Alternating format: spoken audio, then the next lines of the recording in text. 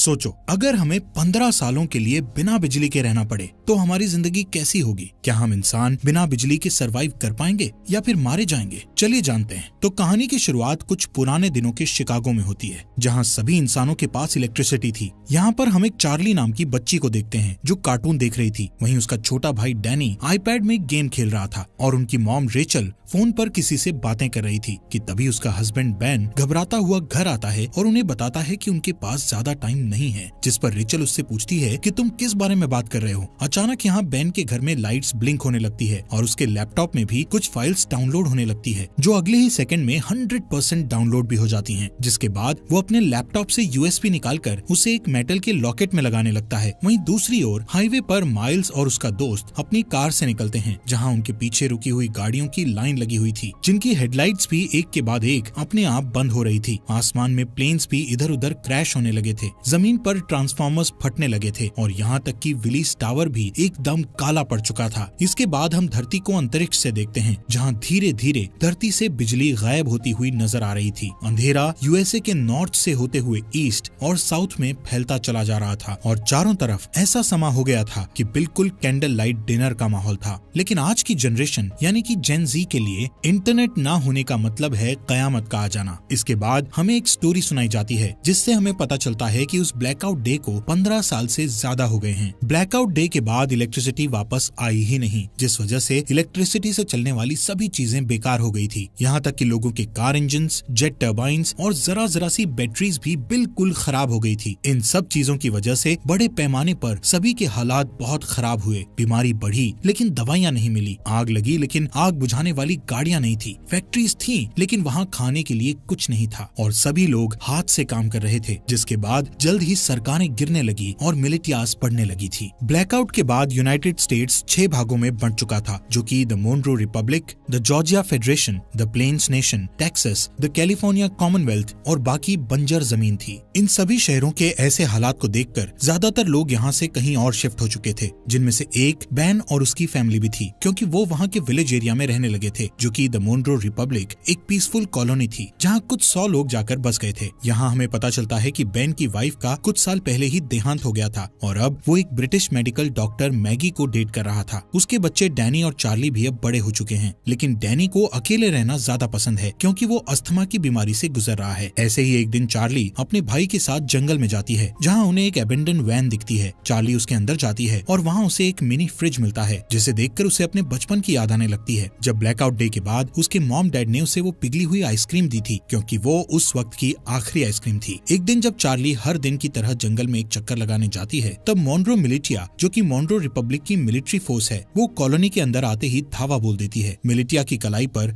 एक टैटू गुदा हुआ था, जो कि मोनरो रिपब्लिक के मेंबर्स का सिंबल था, जिससे उन्हें पहचाना जा सकता था। अब क्योंकि ये मोनरो रिपब्लिक के सेटलमेंट का समय है, इसलिए वहाँ रहने वाले सभी लोगों को टैक्स के रूप में अपनी फसलें देना उनकी जिम्मेदारी है। हालांकि बेन जानता है कि ये टैक्स से कहीं ज्यादा है। बेन को लगता है कि उनके साथ कुछ बुरा होने वाला है, इसलिए वो अपने सबसे अच्छे दोस्त आरोन के पास जाता है और उसे वो लॉकेट दे देता है, जिसमें बेन ने मूवी के शुरू में वो यूएसबी लगाया था। बेन आरोन से कहता है कि चाहे कुछ भी हो जाए, तुम्हें इस लॉकेट को कुछ नहीं होने देना। तभी उस मिलिटिया ग्रुप का कैप्टन मेजर टॉम नेवेल वहाँ आ जाता है और बेन को अपने साथ चलने के लिए कहता है। वो उससे उसके भाई माइल्स के बारे में पूछता है, जिस पर बेन कहता है कि वो माइल्स से पिछले 15 सालों से नहीं मिला है। वहाँ मौजूद सभी लोग डर के मारे देखते हैं कि मिलिटिया ग्रुप अपने कदम वापस लेने लगता है कि अचानक वहाँ डैनी आकर उनकी ओर क्रॉसबो पॉइंट करता हुआ अपने डैड को ना ले जाने की धमकी देता है। बेन उसे शांत करने की कोशिश करता है, लेकिन इससे कोई फायदा नहीं होता और गलती से डैनी उन पर गोली चला देता है, जिससे वहाँ मौजूद एक दुश्मन मारा जाता है। ये देखकर एकदम से सभी लोग मिलिटिया पर हमला करना शुरू कर देते हैं, लेकिन इस लड़ाई में उनका कोई मुकाबला नहीं होता और कई लोग मिलिटिया द्वारा मारे जाते हैं, जिसमें टॉम और बाकी लोगों को छोड़ दिया जाता है। लेकिन मिलिटिया ने डैनी को बंदी बना लिया था। कुछ देर बाद जब चार्ली वापस अपने घर आती है, तो यहाँ वो अपने डैड को खून में लथपथ पाती है, जहाँ वो अपनी आखिरी सांसें ले रहा था। वो उसे बताता है कि डैनी को मिलिटिया के लोग किडनैप करके ले गए हैं और अब उन लोगों की आखिरी उम्मीद सिर्फ माइल्स ही है, जो शिकागो में कहीं रह रहा है। चार्ली रोते हुए अपने डैड को बचाने की कोशिश करती है, लेकिन बेन मरने से पहले उसे अंकल माइल्स को ढूंढने के लिए कहता है, जिसके बाद उसकी मौत हो जाती है। अपने डैड के ऐसे मरने से चार्ली पूरी तरह टूट चुकी थी, लेकिन उसके पास शोक मनाने तक का टाइम नहीं था। वो अपना सामान पैक करती है और अकेले बाहर निकलने के लिए तैयार हो जाती है, लेकिन मैगी और आरोन उसे उसे अकेले नहीं जाने देते, जिसके बाद वो खुद उसके साथ जाने को तैयार हो जाते हैं, जो चार्ली को बिल्कुल पसंद नहीं आता। इसके बाद तीनों खतरनाक रास्तों से होते हुए पूरे दिन सफर करते हैं, जिससे तीनों के बीच बॉन्ड और भी ज्यादा मजबूत हो जाता है। अगले दिन चार्ली जब पानी लेने के लिए झरने के पास जाती है तो उसे एक नेट नाम का लड़का दिखता है, जिसे देखकर वो वहीं रुक जाती है। अब क्योंकि पूरी दुनिया ब्लैकआउट में चली गई थी, इसलिए तब के बाद से हर इंसान को पहली बार में देखकर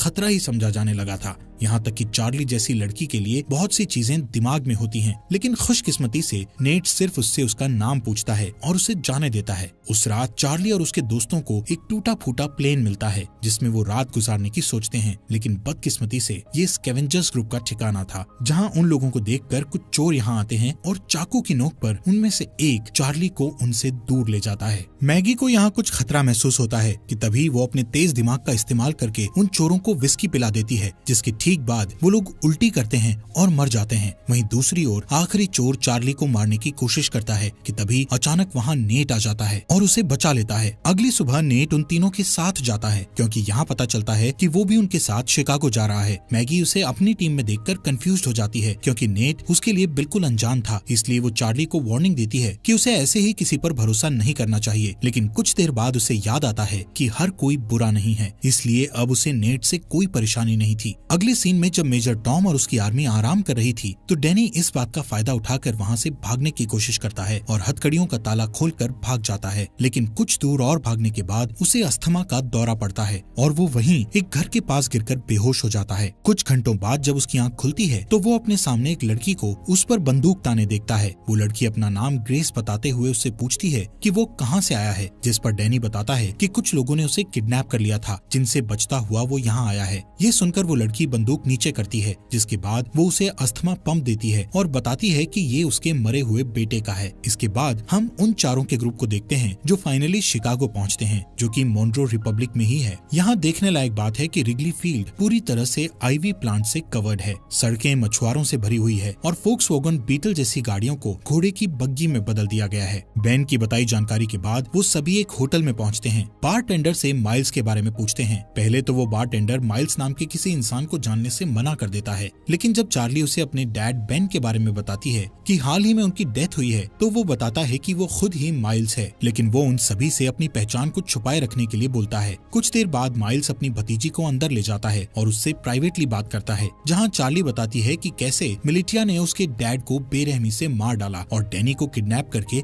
अपने साथ ले गए। जिसके बाद चार्ली उससे पूछती है कि वो लोग हमारी फैमिली के पीछे क्यों पड़े हैं, जिस पर माइल्स कहता है कि जरूर बेन कुछ न कुछ उस ब्लैकआउट के बारे में जानता था। वो कहता है कि मोनरो रिपब्लिक के लीडर जनरल मोनरो एक क्रूअल डिक्टेटर था, जो पूरे देश और पूरी दुनिया को अपने कब्जे में करना चाहता था, लेकिन उसके लिए उसे कुछ हथियारों की जरूरत थी, जैसे कि फाइटर प्लेन्स, टैंक्स और यहाँ तक न्यूक्लियर बॉम्ब्स। और क्योंकि बेन अकेला ऐसा इंसान था जो ब्लैकआउट क्यों हुआ था उसके बारे में जानता था और मोनरो को विश्वास था कि वो इससे निपट सकता है। ये सब सुनने के बाद चार्ली अपने भाई डैनी को लेकर और ज्यादा चिंतित हो जाती है और अपने अंकल से उसकी मदद करने के लिए कहती है, लेकिन सरप्राइजिंगली वो उसकी मदद करने से साफ मना कर देता है, क्योंकि उसका मानना था कि ये काम बहुत रिस्की है और वो इस काम को करने के लायक नहीं है। जिससे नाराज होकर चार्ली वापस अपने ग्रुप के पास जाने के लिए तैयार हो जाती है। उसे परेशान देखकर नेट माइल्स के पास बिल्कुल लड़ने के मूड में जाता है, लेकिन तभी माइल्स नेट का हाथ पकड़कर उठता है, जहाँ पता चलता है कि नेट भी मोनरो मिलिटिया का मेंबर है और वो चार्ली और उसके दोस्तों के साथ मिलकर माइल्स तक पहुँचना चाहता था।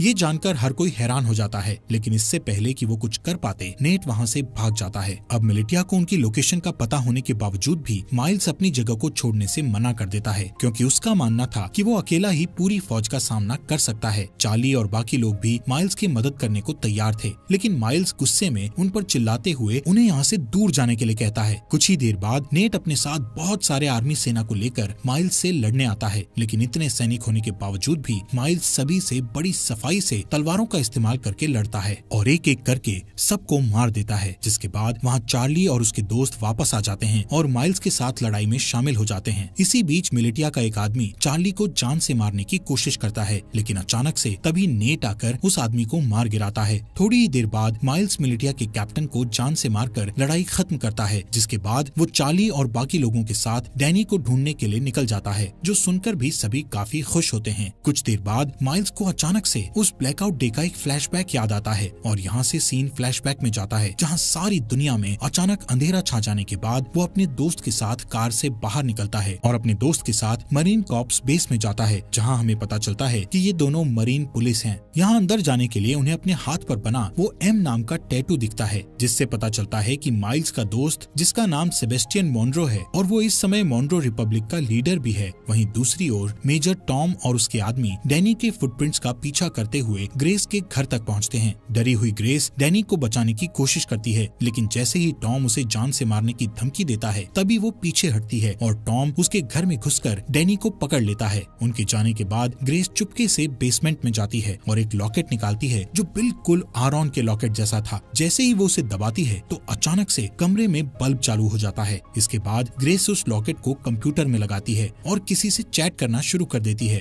दूसरी तरफ जो ग्रेस से चैट कर रहा था वो बहुत खुश था कि मिलिटिया को उनके छुपे हुए राज के बारे में नहीं पता चला। यहाँ प्रेजेंट में माइल्स ग्रुप को अपने साथ ही रखता है, जो कि अपनी एक पुरानी साथी को ढूंढ रहा है जिसका नाम नोरा है, जो एक्सप्लोजिव्स बनाने में माहिर है। माइल्स चार्ली को बताता है कि अगर उन्हें डैनी को बचाना है तो उन्हें नोरा जैसे तेज फाइटर की जरूरत पड़ेगी। यहाँ टैवर्न में अचानक उनके ऊपर कुछ दुश्मन हमला कर देते हैं, लेकिन इस बार भी माइल्स सबको हरा देता है। तभी वो एक आदमी को पकड़ता है और उसका गला घोटते हुए नोरा की लोकेशन पूछता है। यहाँ हमें पता चलता है कि नोरा को भी मिलिटिया ने पकड़ रखा है और इस समय वो मिलिटिया में एक नौकर बनकर रह रही है। उस रात माइल्स अकेले ही बाहर जाने का फैसला करता है, ये कहते हुए कि वहाँ जाना खतरे से खाली नहीं है। जिसके बाद वो रेडी होकर बाकी ग्रुप के लोगों को लॉवेल इंडियाना में अगले 2 वीक बाद मिलने के लिए कहता है। हालांकि अगली सुबह जब मैगी और आरॉन जागते हैं तो उन्हें पता चलता है कि जिद्दी चार्ली भी माइल्स के साथ निकल गई है, जो चीज उन्हें बिल्कुल अच्छी नहीं लगती। अब उनके पास कोई चारा नहीं बचा था, इसलिए आरॉन मैगी को लॉकेट देता है जो कि बेन ने उसे दिया था। वो ये भी बताता है कि बेन ने उन्हें ग्रैंड पार्क में एक लेडी से मिलने के लिए भी कहा था, जो और कोई नहीं बल्कि ग्रेस ही है। हालांकि दोनों अभी भी चार्ली को लेकर चिंतित हैं, लेकिन उन्हें लगता है कि वो ठीक हो जाएगी और इसके बदले वो ग्रेस को ढूंढने के लिए ग्रैंड पार्क जाने लगते हैं। ये दोनों ग्रेस को ढूंढने निकल जाते हैं, जहाँ इन्हें लगता है कि ग्रेस ही वो की हो सकती है जिससे अर्थ पर इलेक्ट्रिसिटी को वापस लाया जा सकता है। वहीं दूसरी ओर जब मेजर टॉम अपनी सेना को लीड करते हुए अपने अड्डे की ओर जा रहे थे कि तभी अचानक एक गोली चलने की आवाज सुनाई देती है, जो सुनते ही वो लोग अपना रास्ता बदलकर उस गन शॉट की आवाज का पीछा करते हैं, जिसका पीछा करते करते वो लोग एक छोटे से घर तक पहुंचते हैं, जहां इन्हें पता चलता है कि इस मॉन्रो रिपब्लिक में आम इंसान अपने पर्सनल बंदूकें और गोला बारूद नहीं रख सकते। इसी वजह से सभी लोग क्रॉसबोज और दूसरे हथियारों का इस्तेमाल करते हैं। इसी के चलते मेजर टॉम उस घर के मालिक को धमकी देता है कि वो अपने घर के सभी हथियारों को उन्हें दे दे। उस आदमी को लगता है कि वो हथियार देने के बाद भी मारा जाएगा, इसलिए वो अपने घर से एक बंदूक निकालकर बाहर खड़े एक आदमी को गोली मार देता है कि तभी मेजर टॉम उस आदमी को गोली मारकर उड़ा देता है। इन सब चीजों के बाद हम वहीं डरे हुए डैनी को देखते हैं। अगले सीन में मिलिटिया के अड्डे पर हमें फॉर्मली जनरल मॉन्रो से मिलवाया जाता है, जिसका हाथ इन सभी बुरी चीजों में है।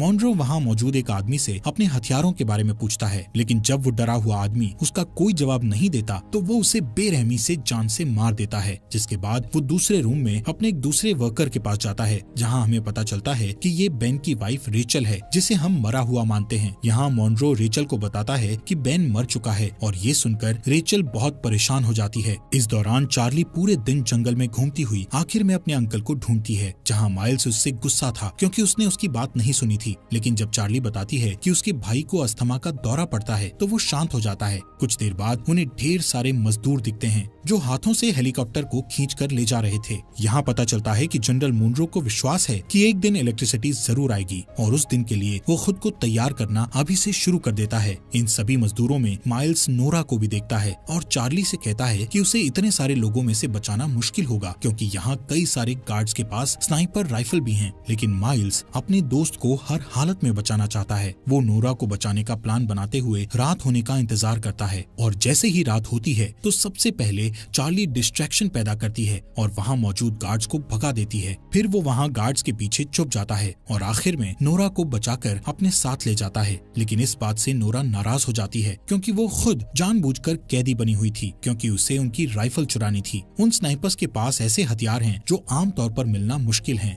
कुछ देर बाद माइल्स नोरा से कहता है कि उसे अपनी भतीजी को बचाने के लिए उसकी मदद चाहिए, जिसके लिए वो तुरंत मान जाती है, लेकिन इसके बदले वो उससे स्नाइपर से राइफल चुराने में मदद मांगती है। माइल्स को ये मुश्किल लगता है, लेकिन इस समय उसके पास नोरा की बात मानने के अलावा कोई चारा नहीं था। थोड़ी देर बाद वो तीनों पास की एक झोपड़ी में जाते हैं, जहाँ वो तीनों डैनी को बचाने की प्लानिंग करते हैं। बारूद का यूज करके नोरा एक टेम्पररी हथियार बनाती है, जिसका इस्तेमाल वो उन स्नाइपर्स वाले गार्ड को मारने के लिए करेंगे। लेकिन एक दिक्कत ये है कि इस हथियार का असर सिर्फ कुछ मीटर्स तक ही रहेगा, जिसका मतलब हुआ कि उनमें से किसी एक को गार्ड के पास जाकर उन्हें गोली मारनी होगी। वो लोग प्लान करते हैं कि माइल्स और नोरा आसानी से उनकी पकड़ में आ जाएंगे, लेकिन चार्ली उनका आखिरी ऑप्शन होगा। यहाँ से जाने से पहले माइल्स उनसे कहता है कि जैसे ही वो सभी गार्ड्स मर जाएंगे तो वो सभी पहरेदारों को निकाल लेंगे। कुछ ही देर बाद चार्ली अपने हथियार को स्लीव्स के अंदर छुपाती है और एक खोया हुआ इंसान होने का नाटक करती हुई पहरेदारों के पास जाती है, जिसके बाद वो तुरंत हथियार लेकर गार्ड्स के पास जाती है और तुरंत उन्हें मार देती है। इससे पहले कि बाकी गार्ड्स कुछ कर पाते, वहाँ नोरा और माइल्स आकर उन पर हमला कर देते हैं। इस लड़ाई के बाद जब वो लोग सभी मजदूरों को आजाद कर रहे थे तो नोरा ये रिवील करती है कि उसने अपने रेबल के लिए स्नाइपर चोरी की थी।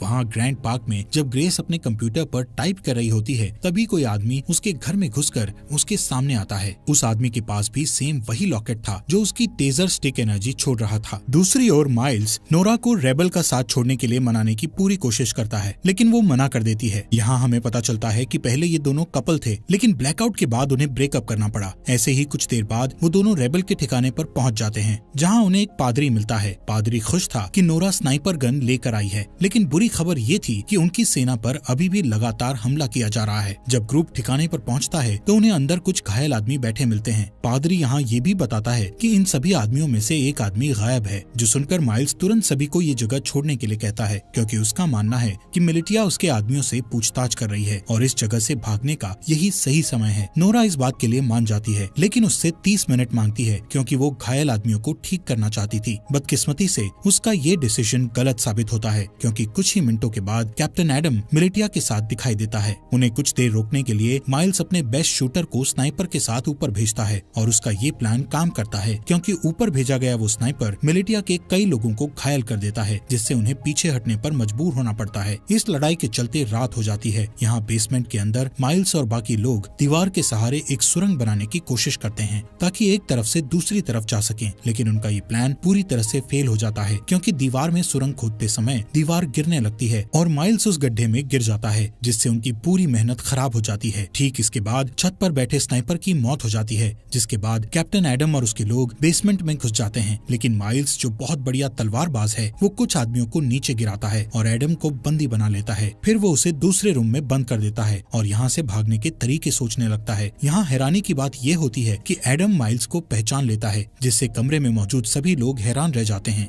ये देखकर चार्ली उनसे पूछती है, तुम एक दूसरे को कैसे जानते हो? यहाँ कहानी एक अलग मोड़ लेती है, जहाँ एडम ये रिवील करता है कि पहले माइल्स जनरल मुनरो का राइट हैंड था। यहाँ तक कि माइल्स वो इंसान है जिसने मिलिटिया को लड़ना सिखाकर इतना खतरनाक बनाया है। लेकिन इतना रिवील होने के बावजूद भी माइल्स उन्हें मारने पर अपना फोकस रखता है। माइल्स उनके सामने एक डील रखता है, जिसमें वो खुद को मुनरो मिलिटिया के सामने सरेंडर करेगा, लेकिन उसके बदले में उसके ग्रुप के किसी भी इंसान को कोई नुकसान नहीं पहुँचाया जाएगा। किसी वजह से एडम ये डील एक्सेप्ट कर लेता है। हो सकता है उसे अपनी जान की परवाह हो इसलिए। खैर, इसके बाद जल्द ही माइल्स को मुनरो मिलिटिया ले जाया जाता है। यहाँ से सीन फ्लैशबैक में जाता है, जहाँ हम ब्लैकआउट के 2 वीक बाद का सीन देखते हैं, जब माइल्स अपने भाई को ढूंढने के लिए शिकागो आया था और उसका सबसे अच्छा दोस्त मुनरो भी उसके साथ था। वहीं रास्ते में उन्हें 2 आदमी मिलते हैं, जिनमें से एक आदमी दूसरे को बहुत बुरी तरह पीट रहा था। एक अच्छा इंसान होने के नाते माइल्स उनके पास जाता है और अपनी बंदूक निकालकर उनमें से एक को गोली मार देता है। इसके बाद दोनों दोस्त उस बचे हुए चोटिल इंसान की मदद करते हैं, जो और कोई नहीं बल्कि कैप्टन एडम ही था, और इसीलिए वो आज तक माइल्स की इतनी रिस्पेक्ट करता है, क्योंकि उसने उसकी जान बचाई थी। यहाँ से सीन वापस प्रेजेंट में आता है। जैसे ही माइल्स मिलिटिया को अपनी जगह पर ले जा रहा था तो रास्ते में वो एक ब्रिज पार करते हैं, जहाँ अचानक से एक एक्सप्लोजन होता है, जिससे सभी लोग चौंक जाते हैं। और इसी दौरान नोरा और चार्ली माइल्स को उनसे बचा लेते हैं। वहाँ से जाने से पहले वो एक और एक्सप्लोजन करते हैं, जिससे वो पकड़े न जाएं। वहीं दूसरी ओर मैगी और आरोन, जो ग्रेस को ढूंढने के मिशन पर हैं, आखिरकार वो उसके घर तक पहुँच जाते हैं, लेकिन उस घर में कोई भी नहीं था, क्योंकि ग्रेस ने ये घर छोड़ दिया था। यहाँ आरोन, जो गूगल का एक पुराना एम्प्लॉय होने का दावा करता है और कहता है कि वो कंप्यूटर के बारे में बहुत कुछ जानता है। इसके बाद वो बेसमेंट में जाता है, जहाँ उसे ग्रेस का कंप्यूटर रखा मिलता है, जिसे देखकर पता चलता है कि इसे हाल ही में बनाया गया गया था, जिससे पता चलता है कि यहाँ इलेक्ट्रिसिटी थी। हालांकि जब वो कई घंटों तक कंप्यूटर की जांच पड़ताल करता है तो उसे वहाँ कोई सुराग नहीं मिलता। आरॉन थक जाता है और ऊपर जाकर वो कंप्यूटर मैगी को दिखाता है। तभी उसका लॉकेट चमकने लगता है और पास में रखे हेडफोन में गाना बजना शुरू हो जाता है, जहाँ मैगी के आईफोन में जान सी आ जाती है, जिसकी वजह से वो कई सालों बाद अपने बच्चों को देखती है। दोस्तों, हमारे फॉक्स एक्सप्लेनर हिंदी चैनल को सब्सक्राइब करना मत भूलना। और ये रेवोल्यूशन वेब सीरीज आपको यहाँ तक कैसी लगी, इस सीरीज के नेक्स्ट एपिसोड लाएं या नहीं, कमेंट बॉक्स में हमें जरूर बताएं।